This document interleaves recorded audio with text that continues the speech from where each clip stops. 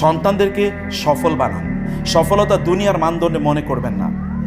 চেহারায় জিমে পাঠাচ্ছেন, বডি বিল্ডার হচ্ছে, এই বডি বিল্ডার দিয়ে করবে কি? কয়েকদিন পরে বিয়ে শাদী করালে বউয়ের সাথে মারামারি করবে, এইটুকু বডি বিল্ডিং এর কাজে লাগবে। শয়তানের সাথে কিন্তু মারামারি করতে পারবে না, শয়তানের সাথে মারামারি করতে পারবে না, কারণ ও ফজর নামাজ পড়তে পারবে না। শয়তানের ঘুম পাড়ে রাখবে। সারা রাত সিনেমা দেখেছে, এরপরে ফজর নামাজ পড়তে পারে নাই, জোহরের নামাজ পড়তে পারে নাই, আসরের নামাজ পড়তে পারে নাই, মাঠ থেকে খেলে এসছে ভয়াবহ ভাবে কি ভালো করে এসছে, সে সব জায়গায় খুব ভালো। তো সব যে বলেছে যে মেয়ের কাছে, মেয়ে বিয়ের জন্য এসছে, যে আমার কোন এক জায়গায় পাত্রী দেখার জন্য গেছে, তো ছেলের বিবরণ কি, ছেলে এই এই এই এই এই এই এই এরকম এরকম আছে, সব কিছু ভালো করে, কি শুধু একটু মদ খায়, আর কিচ্ছু কোনো ইয়া নেই, সমস্যা নেই, সব ভালো। কি করে? একটু শুধু মদ খায়। তাহলে ভালো কি? তাহলে ভালো কি? তা আপনার বডি বিল্ডার বানাইছেন আপনি, ম্যাথ অলিম্পিয়াডে সে সারা পৃথিবীর, বাংলাদেশে সে চ্যাম্পিয়ন হয়েছে, সায়েন্স অলিম্পিয়াডে অনেক ভালো, কিন্তু আল্লাহর ইবাদতের ক্ষেত্রে জিরো। মানে ওইখানে শয়তানের প্যারালালি আছে, শয়তান যে অবস্থানে আছে ও সেই অবস্থানে আছে। তাহলে কোন সফলতা? এই সফলতা কি ধুয়ে খাবে পরবর্তীতে?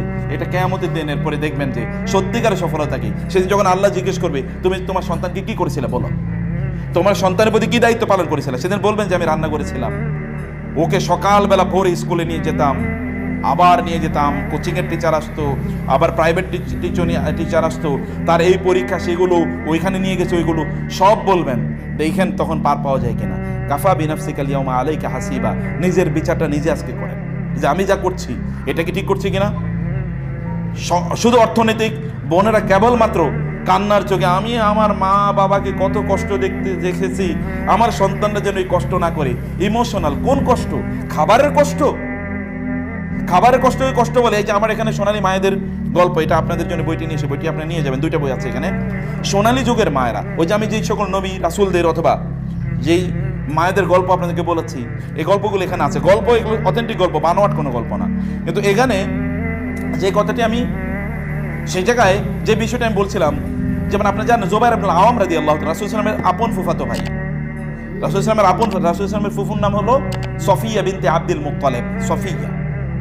সফিয়ার ছেলে ছিল জুবাইর রাদিয়াল্লাহু তাআলা আনহু। জুবাইর কিন্তু সাধারণ কোনো যোদ্ধা না, পৃথিবীর শ্রেষ্ঠতম যোদ্ধার মধ্যে একজন। এই জুবাইরকে তিনি কি করতেন, মরুভূমিতে নিয়ে ফেলে রেখে আসতেন। উত্তপ্ত মরুভূমি, এখন যে কি কয়েকদিন আগে রোদ গিয়েছিল, রোদটা কেমন গেছে একটু দেখেন।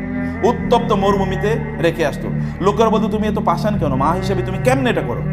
তিনি বলেন, যেই ছেলে মরুভূমি এর রোদ তাপ সহ্য করে টিকে থাকতে পারবে না, ও আল্লাহর দ্বীনের জন্য জিহাদ করবে কিভাবে?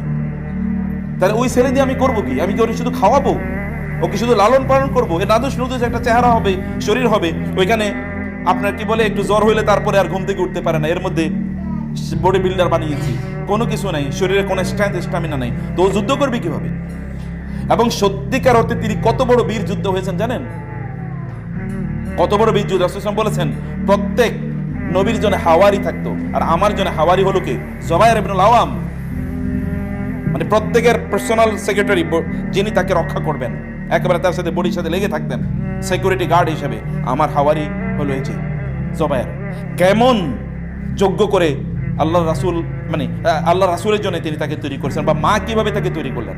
আপনি কেবল খাওয়ানো কি সফলতা মনে করবেন না। আপনার বাপ দাদারা কষ্ট করেছে, আপনার নিজেরা কষ্ট করেছেন, দেখছেন ছেলেরা যেন কষ্ট না করে। আমি ভালো স্কুলে পড়তে পারি নাই, ওরে ভালো স্কুলে পড়াবো, ভালো ইউনিভার্সিটিতে পড়াবো। তো ভালো ইউনিভার্সিটি যত ভালো জায়গায় পড়ালেন তত জাহান্নামের কাছাকাছি গেল। ভালো মানে কি? ভালো মানে হচ্ছে তাকে জান্নাতের পথে নিয়ে গেলেন কিনা। ওর রিজিকের দায়িত্ব আল্লাহ তাআলার, কিন্তু ওকে জান্নাতে নেয়ার দায়িত্ব আপনার। আপনাকে সে পথ দেখাতে হবে। এই পথগুলো আপনারা তৈরি করবেন, সযত্নে তৈরি করবেন। কথাগুলো শুধু শুনেই যাবেন এরকম না, মনে করবেন যে ওনাদের কাজ হচ্ছে শুনিয়ে দেওয়া। আপনার না শুনলেও পৃথিবীতে শোনার মতো বহুত লোক আছে। আপনারা জান্নাতে যদি না জানতেন, এটা আপনাদের দায়িত্ব। আমাদের দায়িত্ব, মাদানী সাহেবের দায়িত্ব অথবা রাকিবের দায়িত্ব, আমাদের দায়িত্ব শুধু কথা বলে যাওয়া। আপনি মনোযোগ দিয়ে শুনলেন কি শুনলেন না, এটা আপনার ইস্যু। কোন একদিন তখন বলবেন ইয়া হাসরাতান, ইয়া ওয়াইলানা, ইয়া ওয়াইলাতা। সেদিন আপনি হয়তো বলবেন যে হায় লাম আত্তাখিজ ফুলানান খালিলা, অমকের যদি বান্ধবী না বানাইতাম, অমকের যদি বন্ধু না বানাইতাম। ইয়া লাইতানি ইত্তাখাযতু মা'আর রাসূলি সাবিলা, হায় নবী রাসূলের কথা যদি শুনতাম, তাদের কথা অনুসারে যদি চলতাম। সেদিন বলে তো কোনো লাভ নাই, সেদিন আফসোস করে কোনো লাভ হবে না। আফসোস যা করে এখানে করে যান। সেদিন চোখের পানি ফেলতে হবে, সেদিন চোখের পানি পেলে কোনো লাভ হবে না, আজকে চোখের পানি ফেলতে হবে। এবং বাচ্চাদেরকে সত্যিকারে ওদেরকে সফল বানান। সত্যিকার সফলতা ভালো মানুষ হওয়া, সত্যিকার সফলতা জ্ঞান অর্জন তারা করবেই। জ্ঞান অর্জন বড় কোনো শিক্ষা প্রতিষ্ঠানে করলেই হয় না। আমরা গ্রামে পড়েছি, এখানে যে শেখদেরকে জিজ্ঞেস করলে দেখবেন অধিকাংশই গ্রামে পড়ছে। যেই শিক্ষা প্রতিষ্ঠানে পড়ছি ওটার নাম হয়তো বা 10,000-এর মধ্যেও নেই।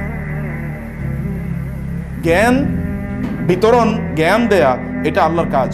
আপনি রিজিক দেয় এটা আল্লাহ সুবহানাহু ওয়া তাআলার কাজ।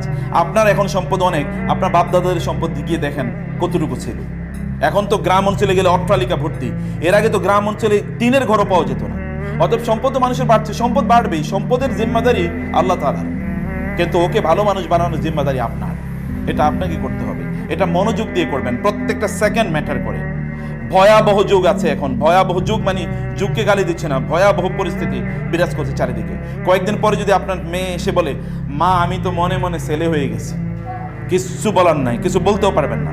অথবা ছেলে এসে যদি বলে মা আমি তো মনে মনে মেয়ে হয়ে গেছি, কিছু বলতে পারবেন না, বলার অধিকারই থাকবে না, সুযোগই থাকবে না। আপনি বলবেন কোথায়, ওই বাসা থেকে বের হয়ে যাবে, আপনি বলে কি করবেন, বাসা থেকে বের হয়ে যাবে স্রেফ, তাই না? তো সেই কারণে ওদেরকে ভালো মানুষ বানানোর জন্যে ওদেরকে সম্পদ বানান, ওদেরকে আল্লাহর সাথে পরিচয় করিয়ে দেন। আল্লাহকে যদি ওরা চেনে তাহলে ওরা কোনোদিন আপনাদেরকে ভুলবে না। ওরা যদি আল্লাহকে না চেনে তাহলে ওরা আপনাকে ভুলে যাবে নিশ্চিত, ওরা আপনাকে কষ্ট দেবেই। লিখে নেন, সোনার অক্ষরে এটা বাধাই করে বাসায় রাখবেন।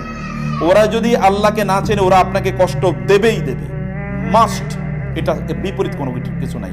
যতই উন্নতি হন না কেন, ইউরোপিয়ানরা আপনাদের চেয়ে কম উন্নত না, কিন্তু গিয়ে দেখেন ওদের বাবা মার পরিস্থিতি কি, দিয়ে দেখেন যে বাবা মার খবর নেয় কিনা বাচ্চারা। 15-16 বছরের, আপনি 10 বছর 11 বছরের বাচ্চারা, আমরা এরকম আমাদের স্কুলে এরকম বহু ঘটনা ঘটেছে। ইউরোপ আমেরিকা থেকে চলে এসছে বাচ্চাদেরকে নিয়ে, ওইখানে থাকতো। কেন চলে এসছে?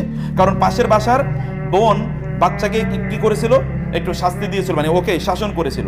বাচ্চা 999 ফোন করছে, পুলিশ এসে কি করেছে, মা বাবারে নিয়ে পুলিশে ধরে নিয়ে গেছে, এবং নিয়ে সন্তানদেরকে নিয়ে গেছে আলাদা। সন্তানরা কোথায় আছে জানে না মা বাবা, এবং মা বাবা জানে না সন্তানরা কোথায় আছে, এবং সন্তানরা জানে না, সন্তানরা পুলিশের কাস্টডিতে আলাদা করে থাকছে। এখন মা বাবা কয়েক বছর জেল খাইটা এখন চলে এসছে দেশে, যে কি করবে।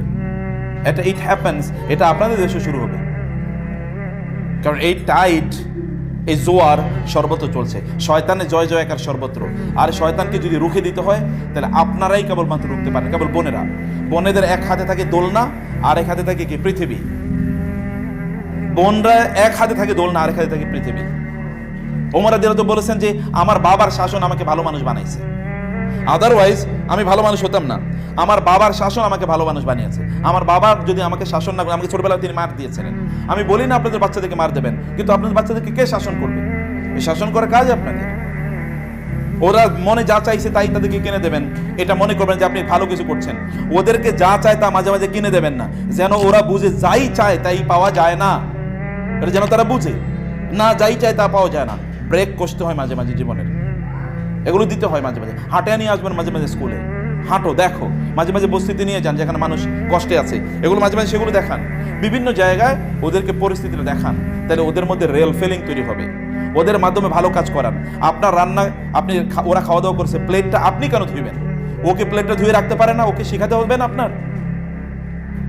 ওর জুতাগুলো সে ঠিক করে রাখুক তার বাসায়, এগুলো সে করুক, কিছু কাজ তাকে দিয়ে করান, যেন তার মধ্যে এই অবস্থা তৈরি হয়, যেন এই সকল জিনিসগুলো সে বুঝে, যেন মনে করতে না হয় আপনার সামনে আপনার বাসায় যে সকল কাজের মানুষ আছে তাদের সাথে খারাপ আচরণ করবেন না, ড্রাইভারদের সাথে খারাপ আচরণ করবেন না, নাইলে ওরা সন্ত্রাসী হিসেবে ডেভেলপ করবে, পরে কিছুদিন পরে ড্রাইভারদেরকে মারবে, অথবা বুয়াদেরকে তখন ইলেকট্রিক হিট ওই যে শেক দেবে। দেখেন না আপনারা, বড় বিশাল বড় অমকের মেয়ে, অমকের স্ত্রী, তারপরে ওই কি কাজের বুয়ারে আপনার আয়রন দিয়ে তাকে শেক দিয়েছে, অথবা 6 তলা থেকে ফেলে দিয়েছে।